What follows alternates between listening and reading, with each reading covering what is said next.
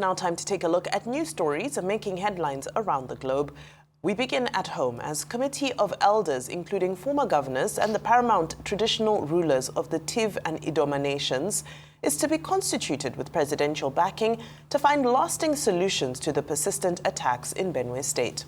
The committee will also identify land for the establishment of ranches. President Bola Tinubu made this known during a town hall meeting in Makurdi, where he promised to personally meet with the committee in Abuja to work out practical solutions.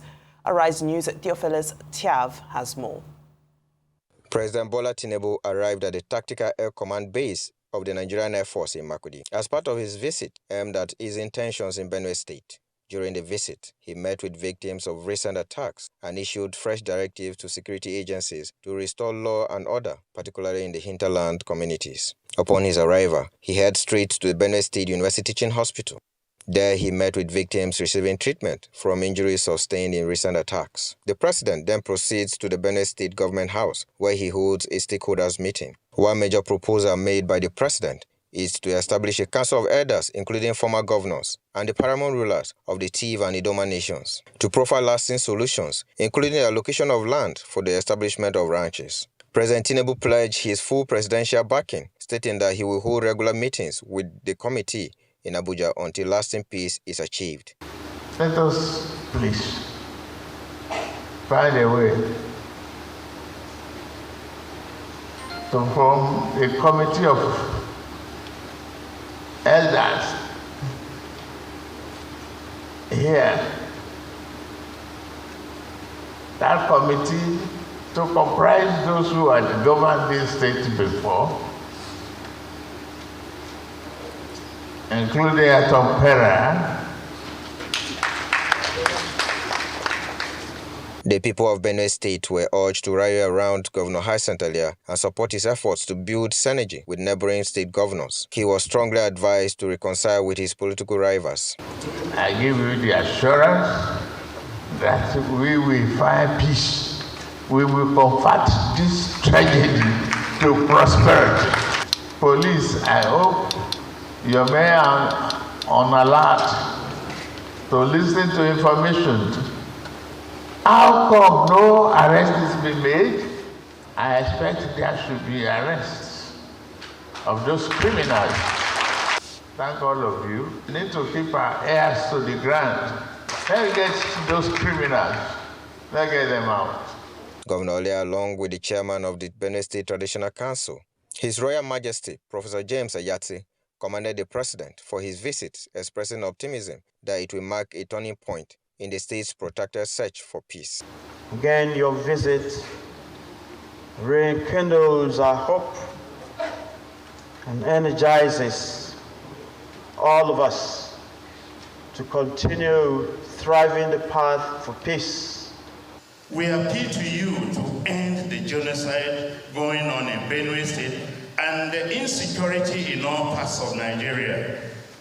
We know you are capable of doing it, sir.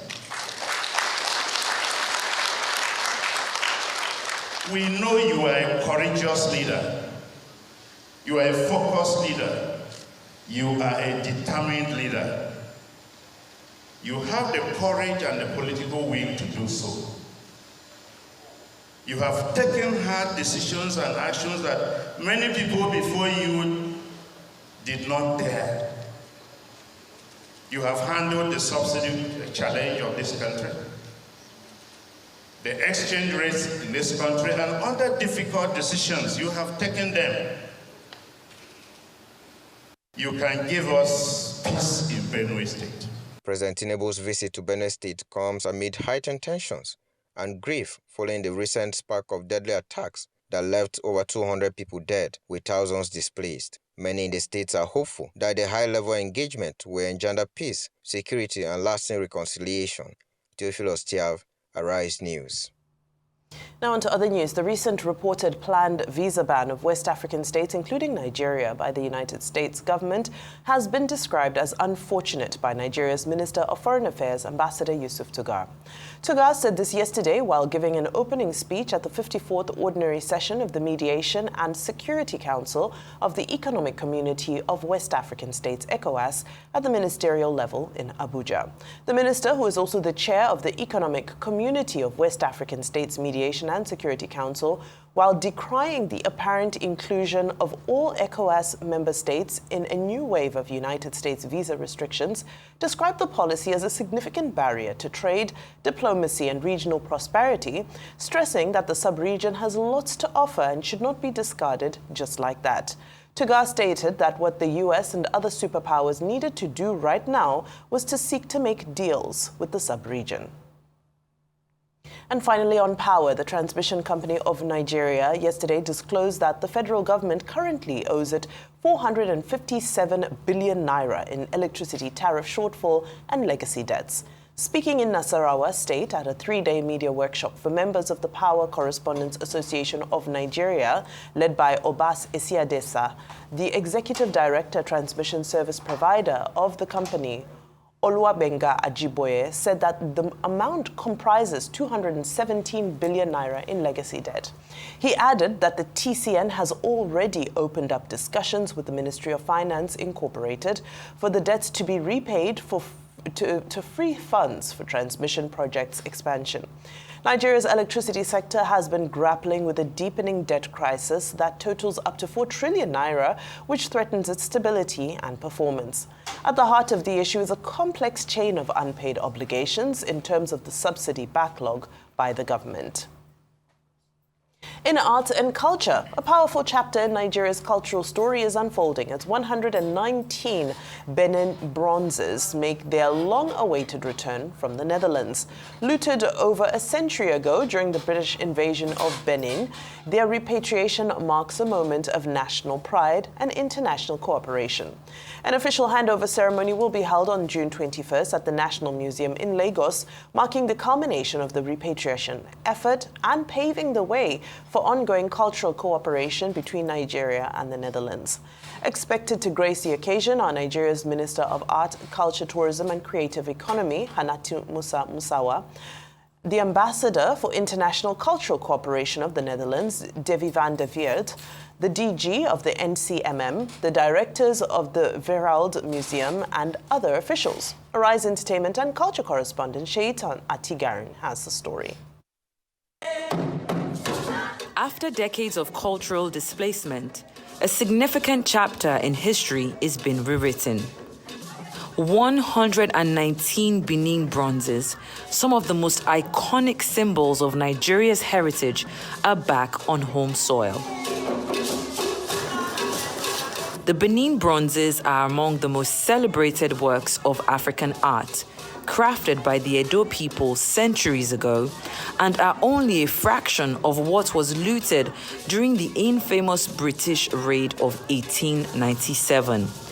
Yet, their return marks a new era of cultural diplomacy, one which the Dutch Consul General says aligns with the Netherlands' policies on cultural restitution and historical justice. What you see here today is the result of a long process. And the last, basically, highlight of that process was in February this year, when the DG of the Nigerian Commission for Museums and Monuments, Mr. Holloway, went to the Netherlands and an agreement was signed by the Dutch government to return the Benin bronzes that we have in the Dutch government collections.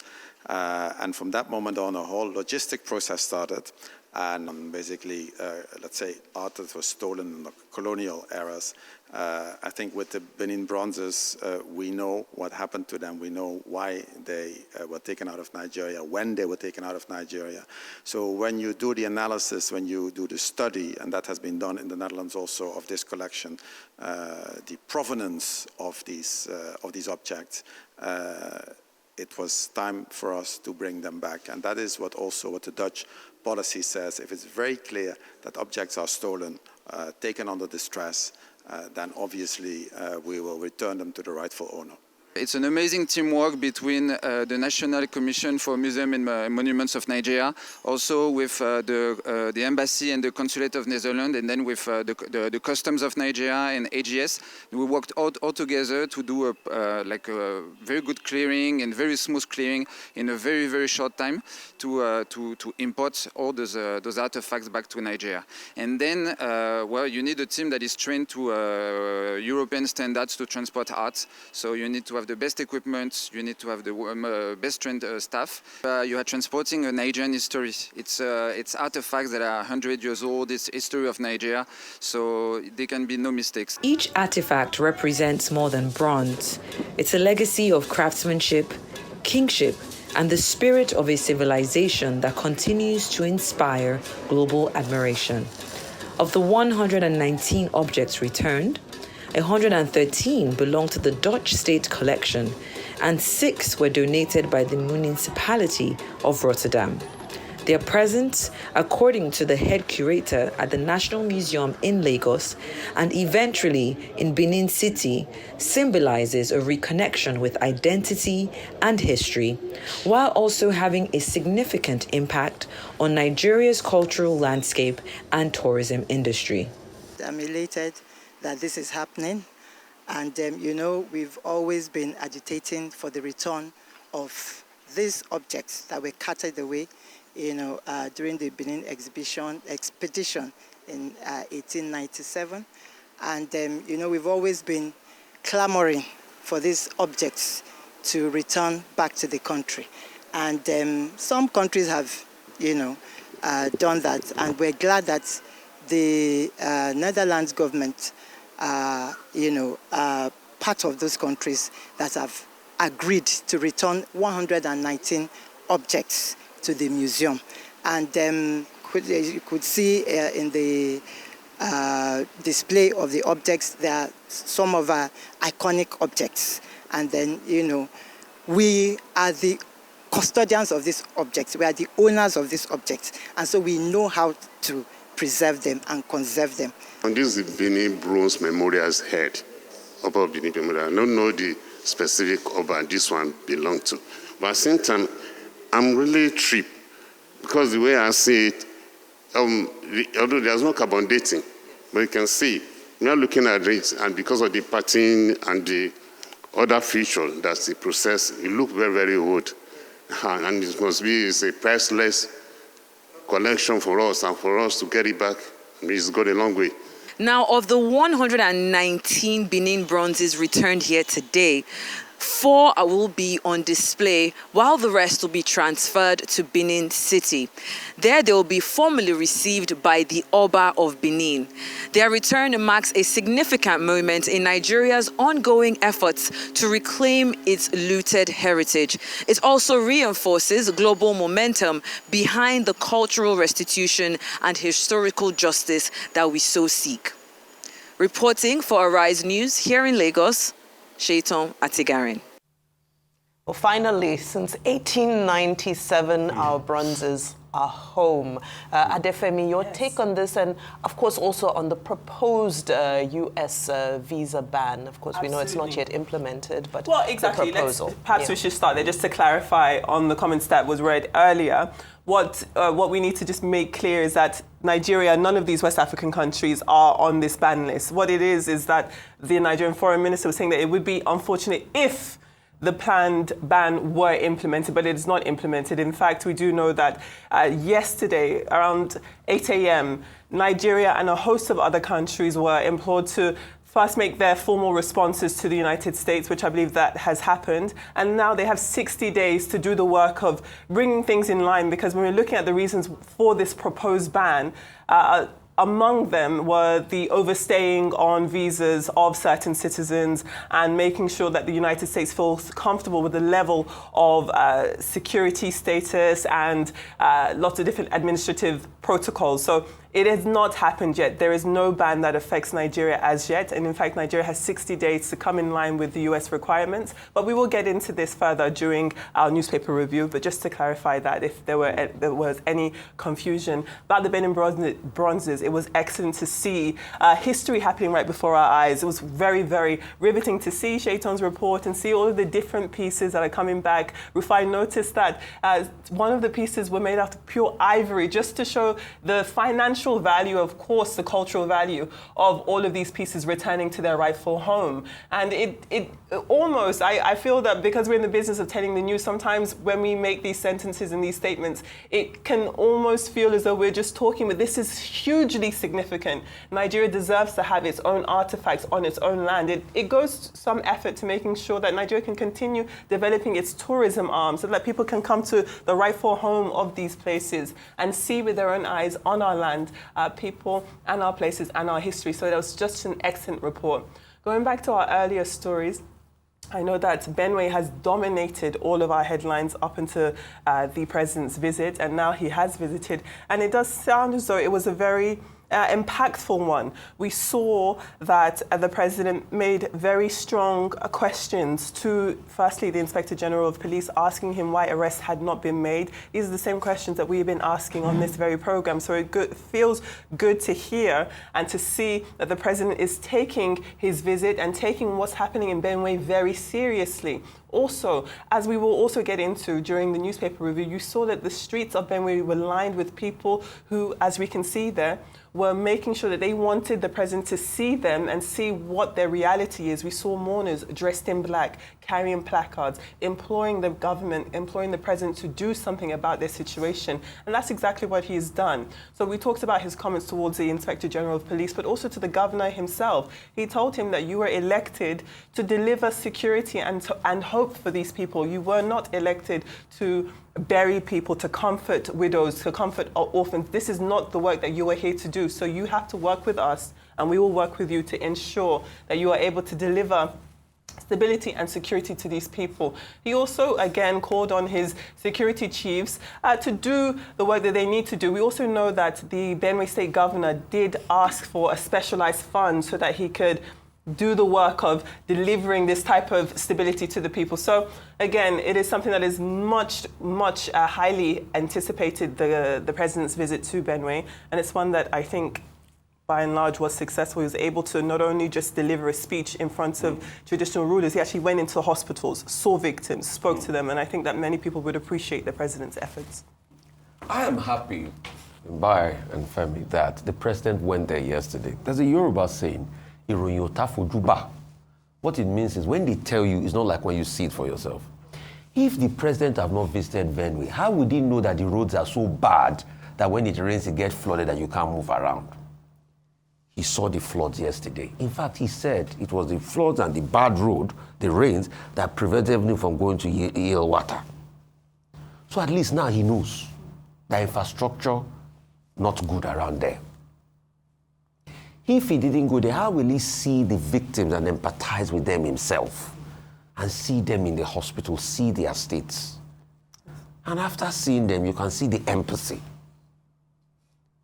And like we pointed out yesterday, we are happy that a lot of people didn't turn it into jamboree. But let me read an excerpt of this day newspaper that said, the sight of school children lining the streets of Benue during the president's visit, uniform waving flags and chanting rehearsed praises, raised troubling questions about the priority of governance and being sensitive in moments of national distress. Although the students, I also saw pictures of them carrying placards saying Benue is bleeding, Correct. But the sight of them, this was a reportage by This Day, saying they were singing praise. That was not good enough. So we are happy that once we made mention of it, we saw a more somber morning mood in Benue. So let's point that out. Another point, President Tinubu raised a very important question, a replica of how Ibrahim Badamasi Babangida, president then, asked Inspector Gambo, IGP Gambo, that where is Anini? And like we asked yesterday, why has arrest not been made? Is it that we have unknown attackers in this country? People will just come, they attack you, and we don't even know where they are. Nobody saw them. Nobody know where they went. We have not been able to comb that proximity up to Nasarawa to be able to fish out. Is it that they were aliens? Is it that nobody even have a clue of where they are? No surveillance, nothing? No, it's not the days of Fela where we had unknown security authorities and unknown civilians. We must fish out these people. And the president gave marching orders to CDS, to those in the top security architecture, go and bring these people to book. So like, what's it called? Head of state then IBBD said to Inspector Gambo, where is Anini? We are asking, like President Tinubu asked, where are the attackers of Yelewata? Where are the attackers? He must bring them out. And President Tinubu, kudos for that question. They also talked about setting up a committee head and all of that. Yeah. Whatever they do, as long as they fix the problem, that's my priority. The Yorubas have a saying, Ijotabari bini bin wole. This must never happen again in Benue. And like he said, turning this chaos to prosperity in his speech will be ensuring that at least we fix infrastructure. So that next time President Tinubu goes on a follow-up visit, probably, when this chaos might have been turned to prosperity, there will be at least good roads for him to be able to visit Yelewata. And he will be able to say, I visited every part. Every part in this country deserves good roads. Tortif, God bless that professor. He says, La genocide. Genocide. People are being killed in high number just for being citizens and residents in a certain area. Let's not couch it under crisis and everything. No, let's go hard on it to be able to get results. These are human lives. Somebody was telling me yesterday that a top politician in this country had his family members affected. Is it because people don't come out to tell their stories?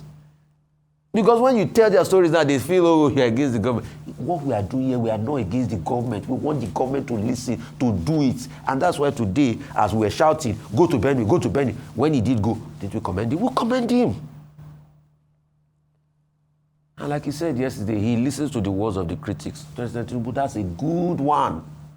Listen to us, because we are the ones that will tell you the truths that people will not be able to tell you. Secondly, as regards Trump and the visa ban and whatever he's doing, and I want to tie that with the returning of the artifacts. You see, our colonial masters forget that Africa will never continue to be in chains to them. Trump can propose a visa ban, a super visa ban.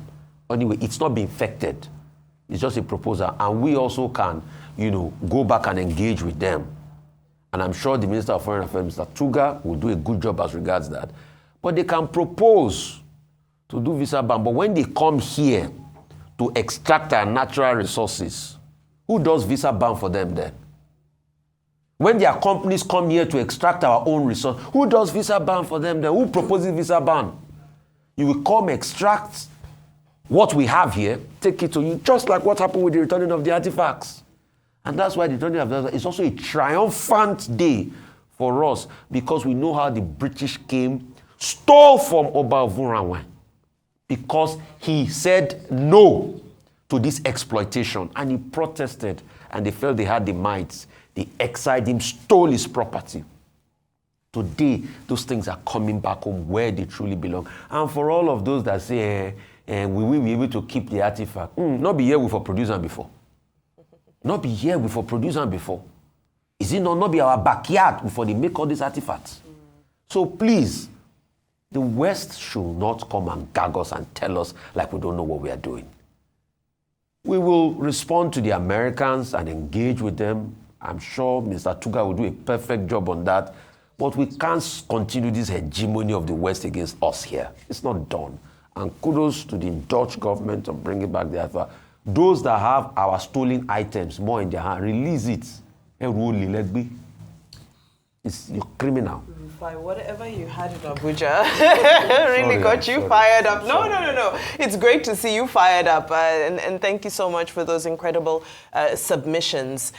Truly, when we look at the issue of U.S. visa bans during this particular Donald Trump tenure, there's a lot of questions to be raised around how far one can go. Of course, every single country has the right to be able to allow who they want into their nations. It's not a right to have a visa, it's a privilege. And in this instance, Tammy Bruce from the State Department has spoken up to say it's not a blanket ban on any region or any country from any continent, but she's saying that, well, they're raising some questions about our identity management processes, verification processes, and so forth. And in that, in good faith of that, I think it's also important for us to take a little bit of time to introspect about how far we've come on that journey. You compare where Nigeria is now compared to 2020 when the last visa ban happened, and we've come a very long way. Since then we've seen NIN coming into effect, and even this new Minister of Interior as well has put in a number of measures to ensure that identity management and data management around that is done efficiently. So I think on our part, it's just important to continue to focus on ensuring that our processes internally are done seamlessly and are done to global standard. And if they don't want with their visas, that's okay. They can keep their visas. We'll enjoy our Nigeria. Now to Benue State, where the visuals yesterday really brought the idea home. It really brought the depth and the magnitude of the tragedy home, especially when I was looking at those images of the president in the hospital. He looked genuinely touched and disturbed and affected by what he had witnessed. So this is why we advocate for leaders to be on the ground, to have a first-hand experience, because sometimes the account of those around you may not hit home. Now, when it came to the president's address, I know there were a lot of questions and criticisms around the more of a political tone that it took. And President Tinubu reinforced that a lot of what we're seeing is more political. That reminded me of what we saw in Benue State in 2001 that ended up leading up to the Zika Biam massacre. And it just reminded us of the importance of focusing as much as possible on the non-kinetic strategies. What political solutions can be done? What civil solutions can be done? What can be done between the communities themselves? Because as we've discussed, this issue is multi-layered. In 2001, we hadn't had the explosion of terrorism coming in from the Sahel and the push that we've seen of terrorists trying to further their cause closer to the coast. So that's an added layer of complexity to this. But to tie it all in, I'm glad that he did address the Chief of Defense Staff, Christopher Musa, who was there present, the IGP as well. Where are the arrests? And it also reminded me of a point that we discussed yesterday where we said that, unfortunately, as Nigerians, when we think security, the first thing that comes to mind is the military, and that's not correct. In this instance, people are calling for the military to come in, but the question is, where are the police? Where are the arrests? Because these are crimes. This is, first and foremost, this is criminality. So we want to see more of the police in the front line, and we hope in the next few days we're going to see some people being brought to book, being held accountable for this, because that's the first step in ensuring that this doesn't recur. Because if you remember, one of the key characteristics that makes this issue a sticking issue that continues to recur is the fact that there isn't efficient prosecution of suspects. So you have people who are suspected of committing these crimes and they're not brought to book. They don't go through the system. They're not imprisoned. They're not charged. So much doesn't happen. And they're reintegrated back into society only to radicalize more people and re-emerge again with more brute force.